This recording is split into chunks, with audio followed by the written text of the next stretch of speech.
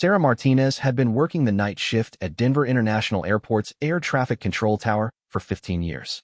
She knew the sound of every engine, the call sign of every regular flight, and could guide planes through the worst weather conditions with her eyes closed. But nobody outside the aviation world knew her name. On this particular Tuesday evening in March, the snow was falling heavily across Colorado. Most commercial flights had been delayed or canceled, leaving the airspace unusually quiet. Sarah sipped her coffee and watched the radar screen, tracking only a few brave pilots still in the air. At 11:47 p.m., her radio crackled to life with a transmission that made her blood run cold. "Mayday, Mayday, this is Falcon 77 requesting immediate assistance. We have multiple system failures and are losing altitude rapidly." Sarah recognized the call sign immediately. Falcon 77 was a military training jet from Peterson Air Force Base, about an hour south of Denver. Her fingers moved quickly across the control panel as she responded.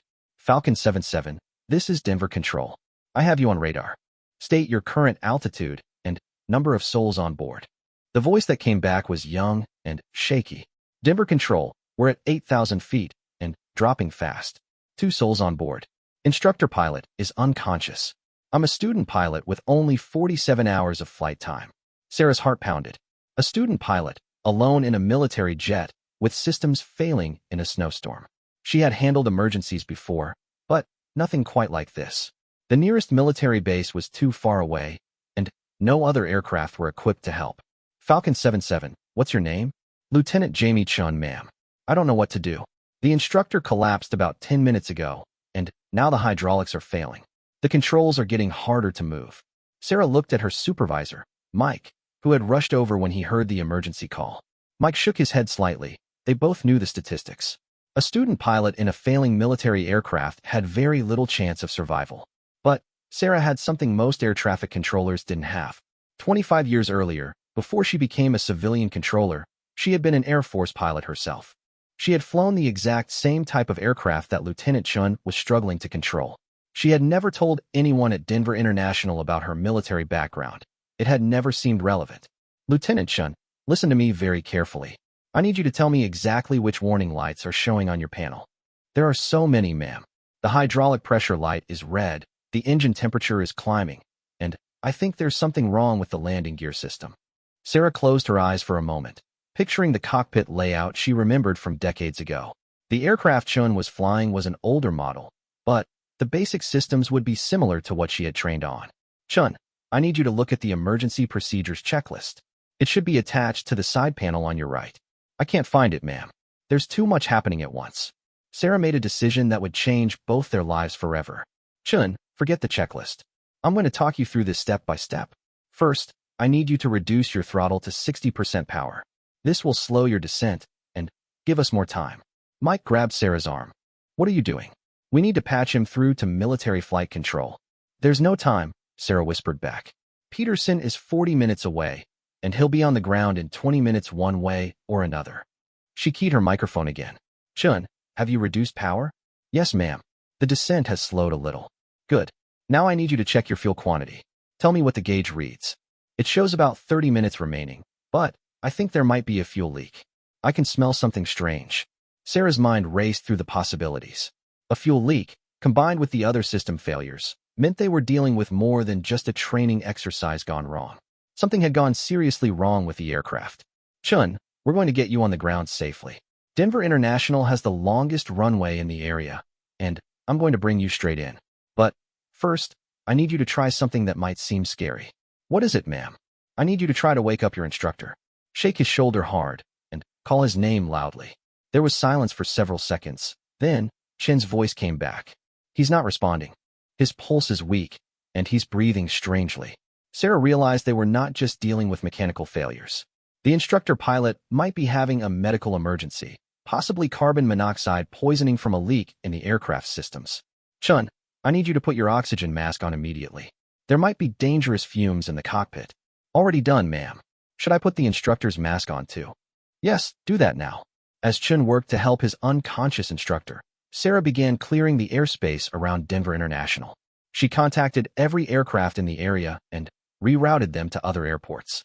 She activated the airport's emergency response teams and had fire trucks positioned along the runway. But, most importantly, she began drawing on memories she had buried for 25 years, remembering every detail of flying the same aircraft that was now falling from the sky, with 2 lives hanging in the balance. The memories came flooding back as Sarah watched Falcon 77's radar blip move across her screen. She remembered the feeling of the stick in her hands, the way the aircraft responded to every input, and, most importantly, she remembered the emergency procedures that had been drilled into her during months of intensive training. "Chun, what's your current altitude?" she asked, her voice steady despite the adrenaline coursing through her veins. 6,000 feet, and still dropping, ma'am. The controls are getting really heavy. Sarah knew that meant the hydraulic systems were failing completely. Soon, Chun would be flying a machine that weighed several tons with nothing but manual backup controls. Most experienced pilots would struggle in such conditions. For a student with less than 50 hours of flight time, it seemed impossible. "Listen to me, Chun. You're going to have to switch to manual reversion. Do you see the red lever marked manual backup near your left knee?" "Yes, ma'am." "Should I pull it now?" "Not yet. First, I need you to trim the aircraft. Use the trim wheel on your left to reduce the pressure on the stick. Turn it slowly toward you until the nose starts to come up slightly." Sarah could hear the strain in Chen's voice as he followed her instructions. Through her headset, she could also hear the sounds of the cockpit, warning alarms, the changed pitch of the engine, and the whistle of wind that suggested the aircraft's pressurization system was also compromised. Mike stood beside her, coordinating with the emergency crews on the ground. "Fire and rescue are in position," he reported quietly. "Medical teams are standing by. Hospital has been notified about possible carbon monoxide exposure." Sarah nodded, but didn't take her eyes off the radar screen. "Chun, how are you feeling? Any dizziness or nausea?" "A little dizzy, but the oxygen mask is helping." "The instructor is still unconscious, but his breathing seems a bit better with the mask on." "Good. Now I need you to pull that manual backup lever. When you do, the controls will become much heavier, but you'll have direct control of the aircraft. Are you ready?" "As ready as I'll ever be, ma'am." "Pull it now." Sarah held her breath as she waited for Chen's response. She remembered the first time she had experienced manual reversion during her own training. Even expecting it, the sudden change in control forces had been shocking. Whoa, the stick just got really heavy. It's like trying to steer a truck without power steering. "You're doing fine, Chun. That's exactly how it should feel. Now I need you to use both hands on the stick and keep the wings level. Don't try to climb. Just focus on flying straight." For the next several minutes, Sarah talked Chun through the basics of flying on manual controls. She could hear him breathing heavily through the radio, the physical effort of controlling the aircraft obvious in his voice. But, gradually, his responses became more confident. "Denver Control, I think I'm getting the hang of this. The aircraft is responding, just really slowly." "Excellent. You're down to 4,000 feet now, which is perfect for our approach. I'm going to start vectoring you toward the runway." What Sarah didn't tell Chun was that landing a military jet on manual controls, at night, in a snowstorm, was something that even experienced pilots sometimes failed to accomplish. The approach speeds were much higher than civilian aircraft, the descent rates were steeper, and there was very little room for error. But Sarah had an advantage that no other controller could offer. She had not only flown this aircraft, she had been one of the best pilots in her squadron. Before leaving the Air Force to start a family, she had been selected for test pilot training, a program that accepted only the top 1% of military aviators. "Chun, I need you to start a gentle turn to the right. Turn the stick about 2 inches to the right, and hold it there." "Turning right now, ma'am." Sarah watched the radar as Falcon 77 slowly changed course. The aircraft's speed was higher than she would have liked, but Chun was maintaining control. More importantly, his voice sounded calmer and more focused than it had 20 minutes earlier. "You're doing great, Chun. I can see you on final approach now. The runway is 12,000 feet long, so we have plenty of room to work with. I can see the lights through the snow. It looks like a long way down. That's normal. The approach in this aircraft always looks steeper than it really is. Now I need you to reduce power to about 50% and start a gradual descent." As Chun began his final approach, Sarah found herself thinking about the path that had brought her to this moment. After leaving the Air Force, she had deliberately chosen a quiet career in civilian air traffic control.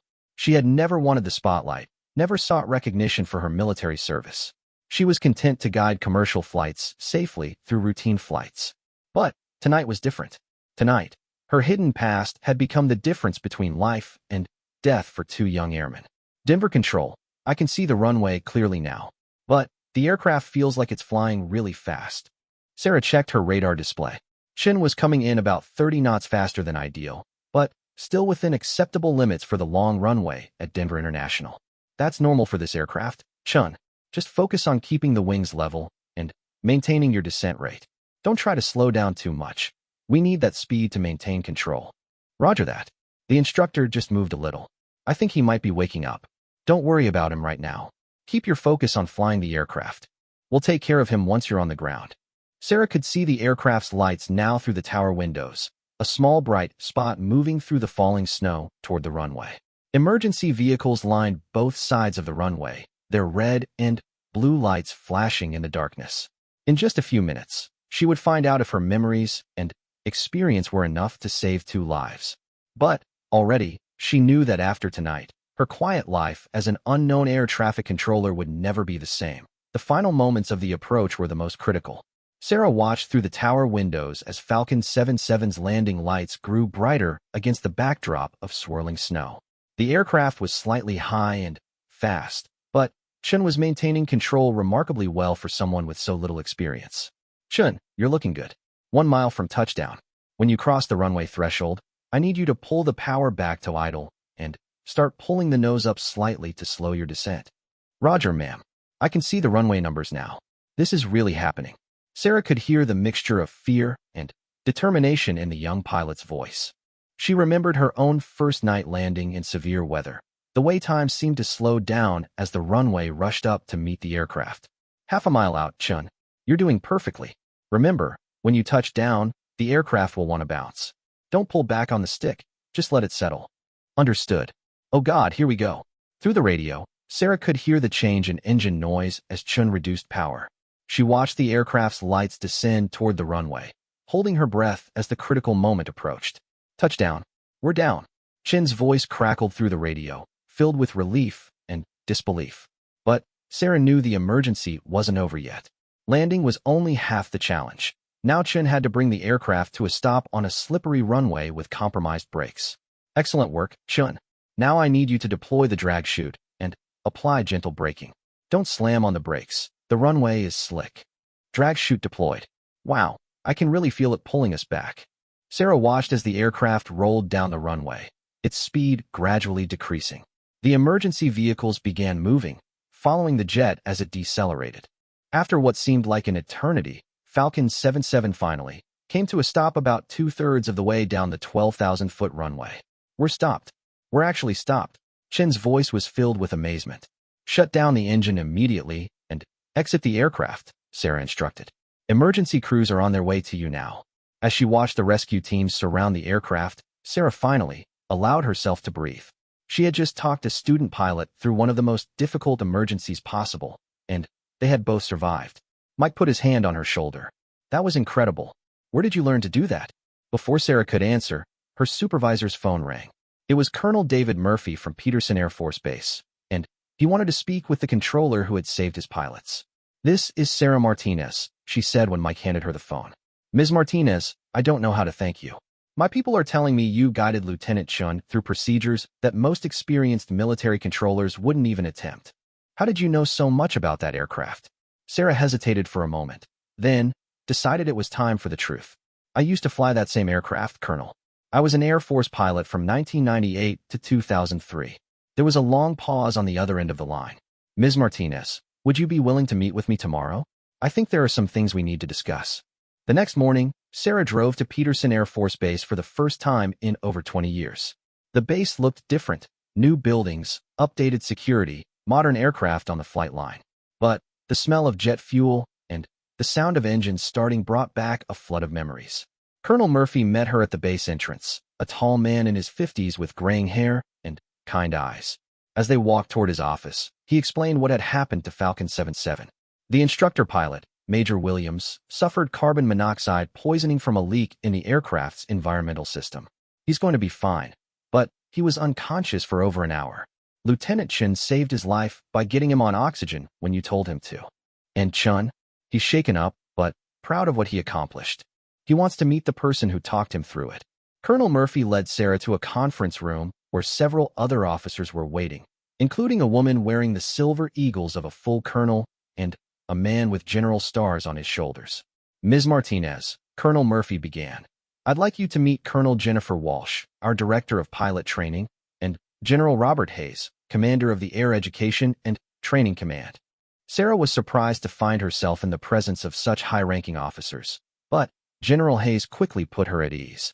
Ms. Martinez, we've been reviewing the radio recordings from last night, and we've also pulled your old military records.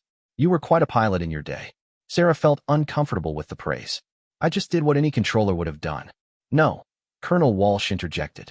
Any controller would have patched Chun through to military flight control and hoped for the best. You drew on your own experience to save 2 lives.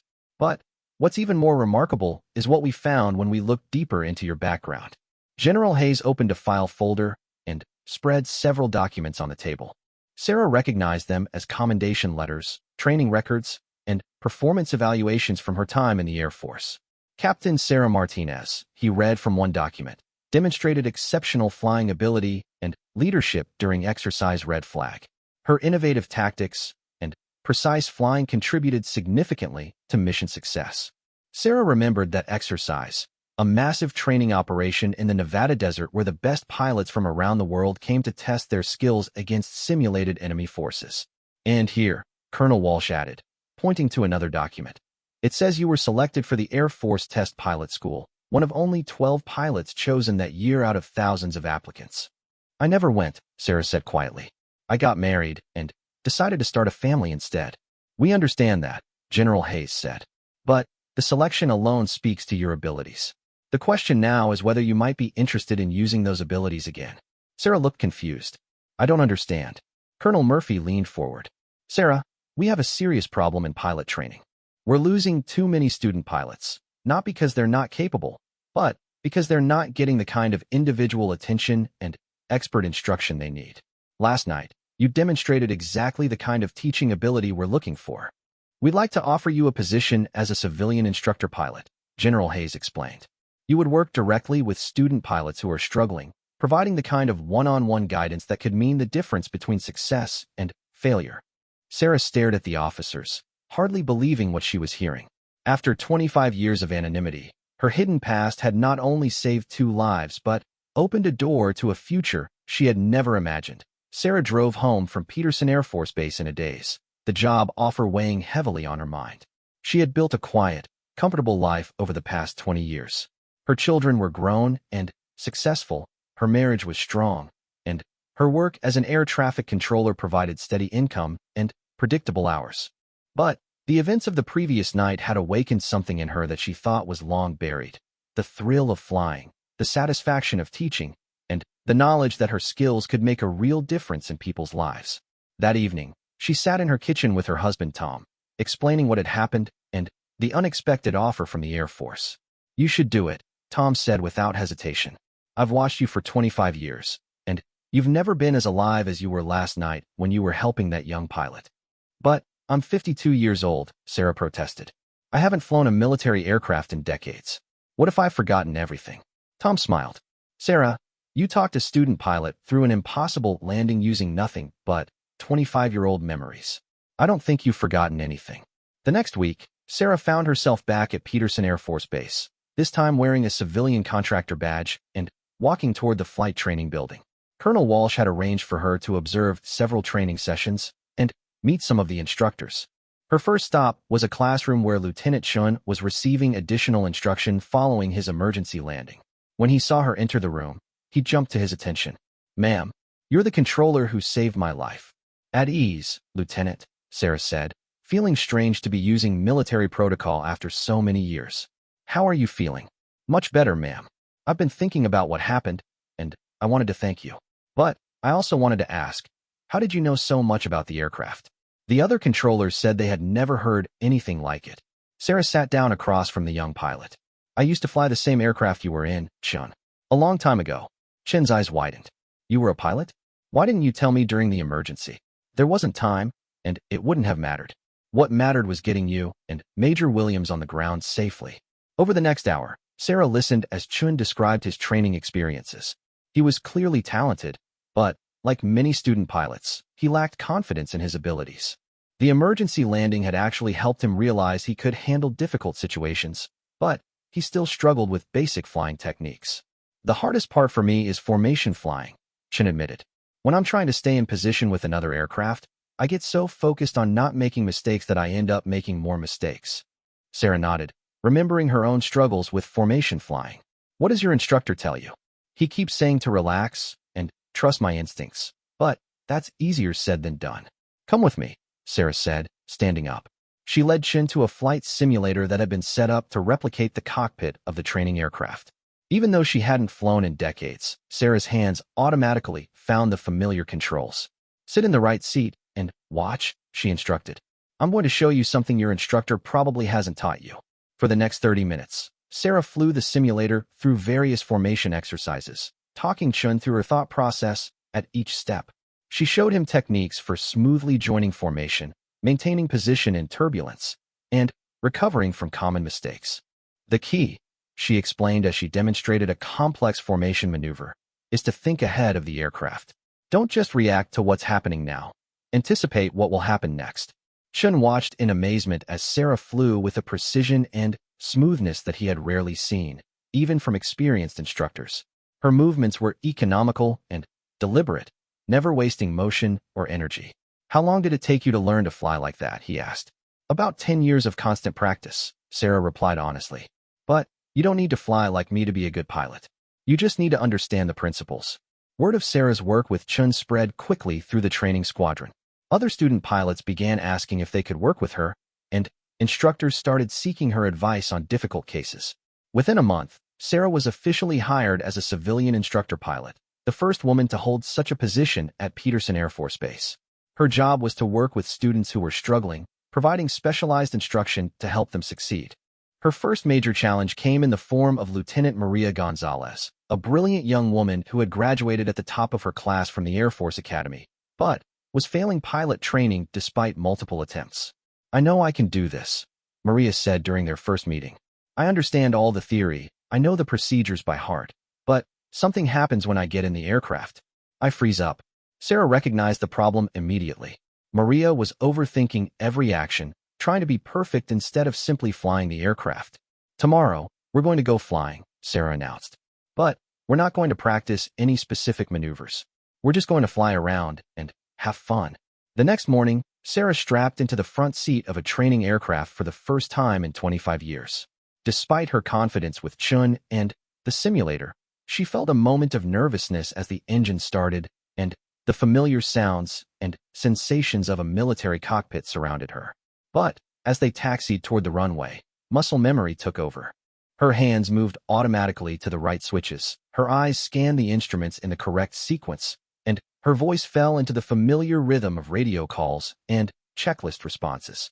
Peterson Tower, Falcon 2-1 ready for takeoff, training flight with instructor pilot.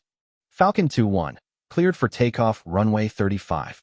Sarah advanced the throttles and felt the aircraft accelerate down the runway.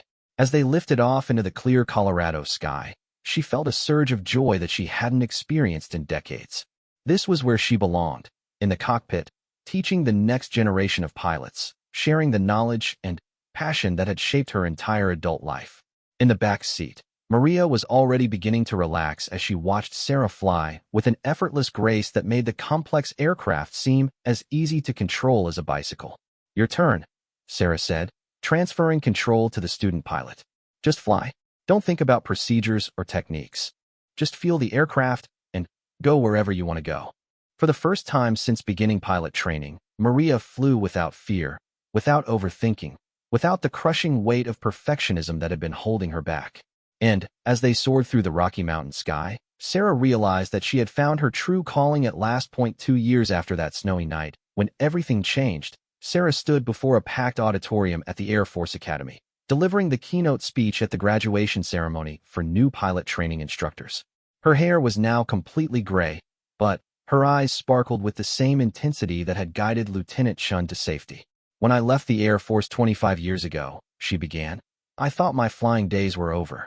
I had convinced myself that being a good pilot was something I used to be, not something I still was. In the audience, she could see familiar faces. Chen, now a confident instructor pilot himself. Maria Gonzalez, who had gone on to become one of the squadron's top graduates, and dozens of other pilots whose lives she had touched during her time at Peterson. But that night in the control tower taught me that excellence isn't something you lose when you stop practicing. It becomes part of who you are, waiting for the moment when it's needed most. The story of Sarah's emergency guidance had spread throughout the Air Force community, earning her recognition she had never sought. Military aviation magazines had featured her story, and she had been invited to speak at bases across the country. But, more importantly, her innovative teaching methods had been adopted by pilot training programs worldwide. Her approach was revolutionary in its simplicity. Instead of focusing on perfection and rigid adherence to procedures, she taught students to understand the fundamental principles of flight and trust their instincts. Her students had a success rate nearly 30% higher than the Air Force average. The most important thing I've learned, she continued, is that being a legend isn't about being famous or receiving recognition. It's about using your gifts to serve something larger than yourself. After the ceremony, Sarah was approached by General Hayes, who had been promoted to 4-star rank and now oversaw all Air Force education programs. "Sarah, I have something to tell you that I think you'll find interesting," he said, leading her to a quiet corner of the reception hall. "What's that, General?" "We've been tracking the career progression of pilots you've worked with over the past 2 years. They're not just succeeding in training, they're becoming exceptional aviators." Chen was just selected for fighter pilot training, which is extremely rare for someone who struggled early in the program. Sarah smiled. "Chen earned that on his own. Maybe, but he wouldn't have had the chance without you." "And Maria Gonzalez? She's being recommended for test pilot school, the same program you were selected for all those years ago." General Hayes paused, looking at Sarah intently. "I have a proposal for you. We're creating a new position, Director of Advanced Pilot Instruction. It would involve developing training programs for our most challenging cases and teaching other instructors your methods." "That sounds like a big responsibility," Sarah replied. "It is. But we've learned something important from your success. The best instructors aren't always the ones with the most recent experience. They're the ones with the deepest understanding of what it means to fly." Sarah thought about how much her life had changed since that snowy night. She had rediscovered her passion for aviation, helped dozens of young pilots achieve their dreams, and found a sense of purpose she hadn't felt in decades. "I'll consider it," she said. "But I have one condition." "What's that?" "I want to keep working directly with students. I don't want to become so busy with administration that I lose touch with why I started doing this in the first place." General Hayes smiled. "I wouldn't have it any other way." As the reception wound down, Sarah found herself standing outside under the Colorado stars, the same sky she had been watching from the control tower that night when everything began. Tom joined her, wrapping his arm around her shoulders. "Any regrets?" he asked. Sarah thought about the question carefully. She had given up the quiet predictability of her old life for something much more demanding and uncertain. She worked longer hours, traveled frequently, and faced new challenges every day. "None at all," she said finally. "I spent 25 years thinking I was just an air traffic controller who used to be a pilot. It turns out I was always a pilot who happened to be working in a control tower." Her phone buzzed with a text message. It was from Chun, who was now stationed at Luke Air Force Base in Arizona, beginning his fighter training. "Ma'am, just wanted you to know I had my first solo flight in an F-16 today. When I called the tower for takeoff clearance, I thought about that night when you helped me land. Thank you for showing me that being scared doesn't mean you can't be brave." Sarah showed the message to Tom, who read it and shook his head in amazement. "Do you realize what you've started?" he asked. "These pilots you're training are going to influence thousands of others throughout their careers." Sarah looked up at the stars, thinking about all the young men and women who would sit in cockpits over the coming decades, carrying forward the lessons she had shared with them. "I used to think that leaving the Air Force was the end of my military career," she said. "Now I realize it was just the beginning of a different kind of service." The next morning, Sarah returned to Peterson Air Force Base for another day of training flights and classroom instruction. As she walked through the squadron building, she passed a wall covered with photos of graduating pilot classes stretching back decades. At the end of the hallway hung a new plaque, installed just the week before.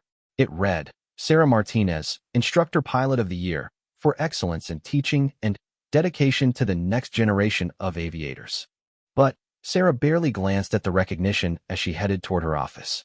She had 3 student pilots scheduled for flight training that day, including one young woman who reminded her of herself 30 years earlier, talented but uncertain, passionate, afraid of making mistakes. As she prepared for the day's lessons, Sarah smiled, knowing that somewhere in the future, one of these students might find themselves in an emergency situation, drawing on the skills and confidence she was helping them build today. The cycle would continue, as it had that snowy night when an unknown air traffic controller became a legend by simply doing what she had always known how to do, helping others fly. Her legacy wasn't written in newspapers or carved in stone. It lived in the hands and hearts of every pilot she taught, ready to emerge whenever they were needed most, just as hers had emerged from 25 years of silence when 2 lives hung in the balance, and the sky called her name once more.